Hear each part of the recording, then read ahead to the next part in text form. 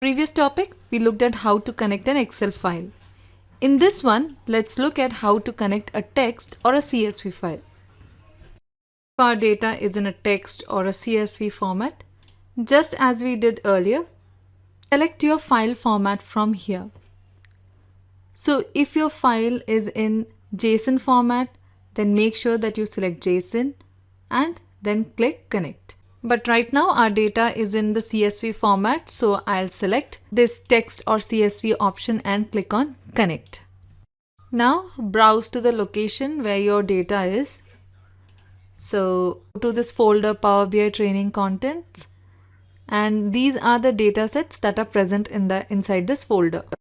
So these are the CSV files present over here.